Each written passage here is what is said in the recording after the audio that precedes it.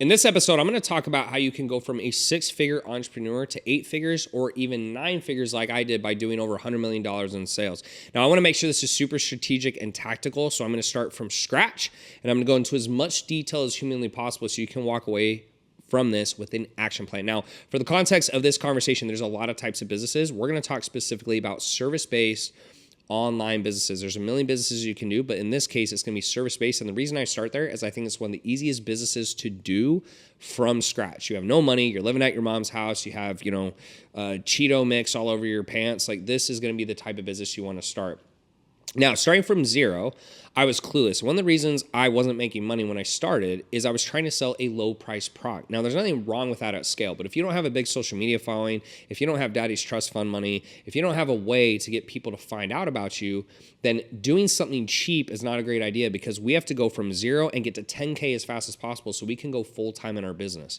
Just making $3,000 a month isn't going to cut it. We got to make a lot more. We want to find something that we can relate back to one of these three things: better health, better relationships, or more wealth, or in this case, you could be saving money. The reason it needs to be that is every person on earth, 99.99999% of people only do things based on those three things. They don't do it for anything else. There's no other incentive for people to do that more than 99% of the time. So for me, I decided to stick in fitness. For you, it might be something else, but I had a fitness background. I played some Division I football. I love to model. I did all these types of things. So fitness made a lot of sense for me. So the issue I had is I tried to start selling fitness for a $47 product. Now, the reason it didn't sell, and I didn't know this at the time, is I thought that the biggest influencers in the world put links in their bio and made millions of dollars. And I was completely wrong. I had no idea how business worked. So when I sold this $47 program, I put a year into it. That was another mistake. Never, ever, ever build a product for a year. I put a year into it and put a link in my bio.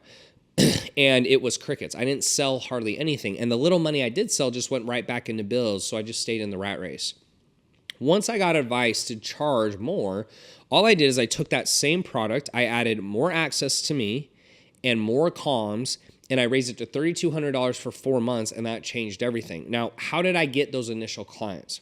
Very, very simple. You have two ways. You can either do cold outreach, which is people who have no idea who you are, which is harder, or you can do your warm followers, which are going to be people who follow you. So to start, and I'll go into cold right after, if you don't have anyone following you, I didn't have a big following, but I had a few people. So I started reaching out to all my followers, and I just said a very simple message that was, hey, thanks for following me. Just wanted to see what your fitness goals were. From there, I would work a conversation. If you want to see an in-depth video of an A to Z conversation, go on my YouTube channel, type in messaging in the search bar, and there should be a bunch of videos that pop up. But what I would do is work them through that conversation and get them on a sales call. Once I got them on a sales call, I would close a $3,200 package for 4 months. And I have a ton of sales training on my YouTube as well. If you want to see a full conversation, go ahead and you can look there. And that very quickly got me from $0 to $10,000 a month. Now, if you don't have anyone who's following you, or it's just your mom and your dad, your sister, your brother, then you're going to do cold outreach. And there's two ways to do it. You can either do Facebook groups, you can do your or you can do IG hashtags. For me, I like IG hashtags, and the reason is Facebook groups get beat up quite a bit. That's a pretty common strategy. So with IG hashtags, if you type in fit mom, fit dad, maybe you're doing business, you do business goals, whatever, there's millions and millions of posts on there. So the chances that they've been reached out to by 20, 30 different people is very rare. It's super, super rare. So for me, I focus strictly on hashtags. Now, once I got to $10,000 a month, that's all you have to do. You only have to master two skills: messaging and sales. You can have the world's shittiest products and you'll be fine. In fact, my first customers got an Excel spreadsheet. It was their workouts, it was what to eat, and that was all they got because I didn't have anything built yet. Do not make the mistake I made by building out something that takes a year. And do not make the mistake by thinking it has to be perfect. That is where most people go wrong. Those are all the people you see on Shark Tank that don't get deals, where they put their life savings into a product that never sells. Sell it first, and then you can build it. And especially in service-based businesses, you can turn around in 24 to 48 hours. You don't need a bunch of stuff because it is information. It is not an actual product. So from there, we're at $10,000 a month. That's all you have to do to get from zero to a six-figure entrepreneur. You make a couple sales a month at $3,000. You need 4 to 5 sales. Boom, bada bing. It's pretty easy. Now, in terms of outreach, what are the numbers you should look for? Because I like statistics. On average, if you're reaching out to followers, You reach out to, let's say, 100 followers, you'll get 30 people to respond. You should book between 5 to 7 calls and close between 1 to 3 of those calls. That's the numbers you're looking for. If you're doing cold outreach, so complete strangers, IG hashtags, Facebook groups, should be 100 people you reach out to, 10 to 20 respond, book 2 to 5 calls, close 1 to 2. If you're not hitting those numbers, you need to look in the areas where you're neglecting. So if you're not sending 100 messages, that's pretty obvious, send more. If less than 10 to 20 people are responding on cold, or 30 people are responding on your followers, then you are sending a weird first message. If you're not getting enough book calls, after the initial first message is where you need to audit. And then finally, obviously, sales calls is pretty straightforward. You need to work on your sales. That's the tactical part you're going to need to learn is messaging and sales to get to 10,000 a month. Now, that's the easy part. Once we want to get from $10,000 to $100,000 a month, ironically, 0 to 10 is just as hard as 10 to 100. So once you have that baseline, it's actually easier to get to 7 figures from 10 to 100, or it's about the same from 0 to 10.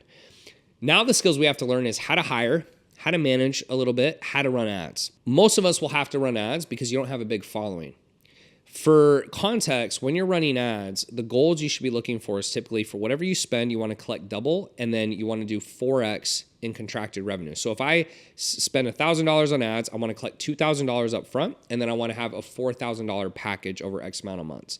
If I spend $10,000, I want to collect $20,000, and I want to have $40,000 contracted. If I spend $100,000, I want to collect $200,000, and I want to have $400,000 contracted. Now, that is a perfect ideal scenario. Could it be worse? Of course, but I want to make sure you guys walk away with actual numbers so you can go and grow your business and you have a baseline. What was always frustrating to me in business is when I made mistakes, I didn't know what the numbers were supposed to be, and no one told me. So I never knew if I was doing good or bad because I didn't know what the numbers were supposed to be. If you have a baseline, it's easy to know if you have an issue or if you're doing great. So once I got to 10,000, I started spending money on ads. And to get to 100,000, I spent about $25,000 a month. That gives you that nice 25 times 4 is 100,000, gives you that nice 4x revenue. And then I had to hire 2 setters who did all my messages for me, my DMs, etc. And then I had a sales rep and I had a coach. So the first hire I actually had to make was around $20,000 a month. And that was a coach because I was way too busy doing messages all day, and then I was too busy doing sales calls, and then I still had to coach the clients. So the first person I hired was my brother. So lucky for me, I didn't really understand how to do SOPs or fulfillment or how to coach, but in a perfect world, when you hire someone, the best way to do it is you have a Google Sheet or Google Doc, doesn't really matter, and you write down step by step what they need to do. It should be so clear that a little toddler can do it. And the way I like to do it is it'd be step 1, set up client's tracker sheet, you have a video, and then you have step-by-step written instructions, and then right under that, you'll have a resource tab with all the links that they'll need to do that task. So again, you're gonna have a sheet, list the task out, have a video, write every step out as well, and then underneath that, you're gonna have a resources tab. It should be so simple that they can follow it and get the results. If they can't, then you need to go back to the drawing board and redo it, and or you hired the wrong person.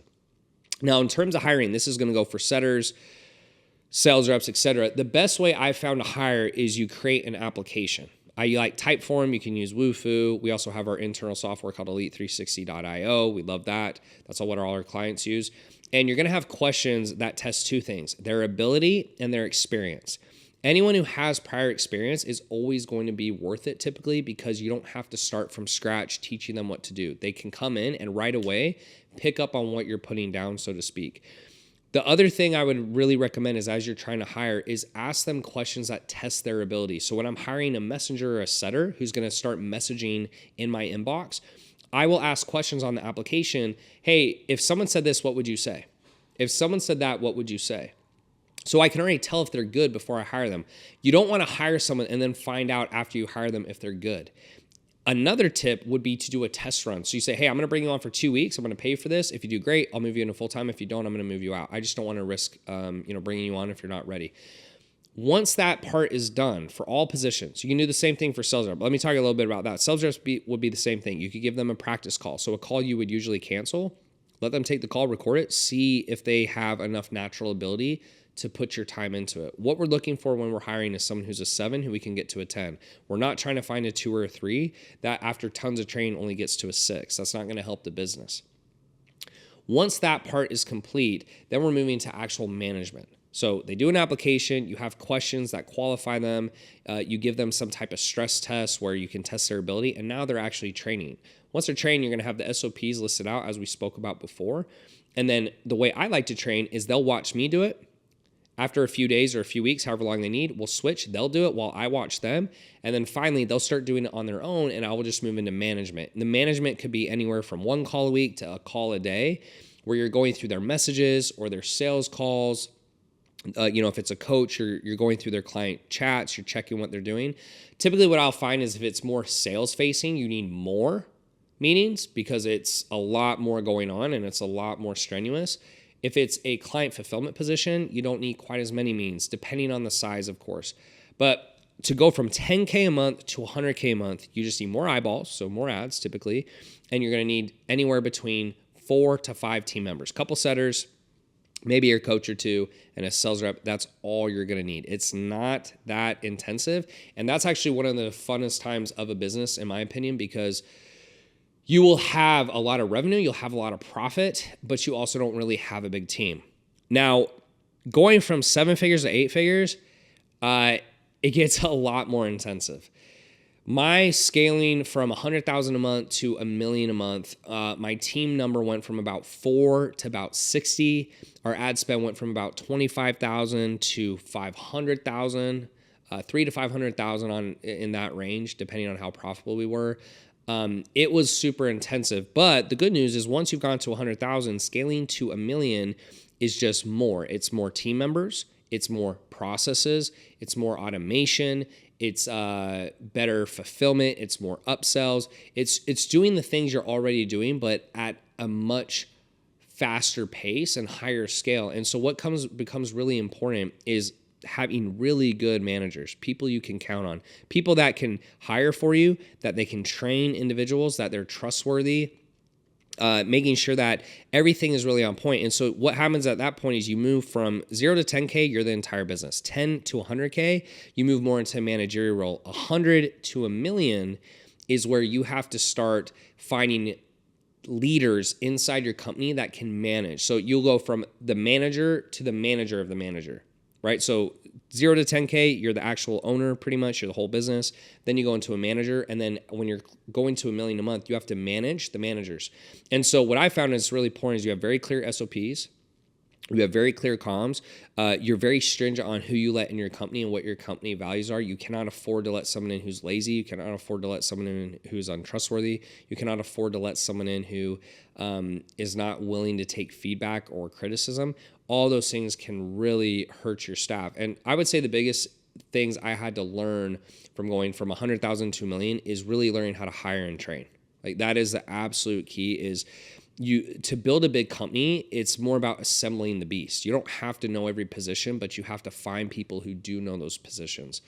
And that was a hard thing for me to learn because I was so used to doing the work and I was so good at it that at scale, you don't have time to do everything. You can't take all the sales calls. You can't do all the messaging. You can't do all the fulfillment. You have to hire people and you have to allow them and trust them to do it. And so it really comes down to how good your team is. And so if you struggle at hiring or you just hire anyone or you're not patient, you're going to have issues. If I could give you any advice on hiring, it's make sure that they have experience, prior experience, and they have experience in a variety of things. Like if you're hiring a coach, you don't just want someone who's done fulfillment. You want someone who's good at sales because they're going to do upsells for you. If you're hiring a messenger or a setter, don't just have them be good at messaging, also have them good at setting, like have them good at phone calls. There's a lot of things that you have to be aware of and make sure that your team is built so that when you start to scale, that you have people you can count on and trust. I will say that 0 to 10, 10 to 100, and 100 to $1 million is all about the same level of difficulty. For most people listening to this, I'll be honest with you, unless you have aspirations of just pushing yourself to the brink, your bread and butter, your sweet spot is going to be anywhere between 1 to 200,000 a month. You'll have a team that, is 10 people or less. You'll have super high profit margins and you'll have very low stress. I will tell you, as your team gets bigger, it is fun, but it definitely is more stressful because there's more issues in the business. And naturally, as you scale, there will be more issues. So the goal as you scale is to keep things as simplistic as possible. the least amount of funnels, the least amount of traffic sources, the least amount of staff, the least amount of clients. Like all those things helps, because the more there is, the more complexity you can have. So hopefully that was helpful, guys. If you want to see stuff around sales or messaging or client fulfillment, like in more depth, there's tons of videos on my YouTube channel that I would highly suggest you check out, especially the sales and messaging portion, because it can be very intensive. But hopefully that gave you a clear path on how to go from 6 to 8 figures annually. And, hopefully one day with that in mind, you guys could do anywhere between 100 million in sales and beyond. So thank you guys so much for listening. I appreciate you being here, and I'll see you guys in the next episode.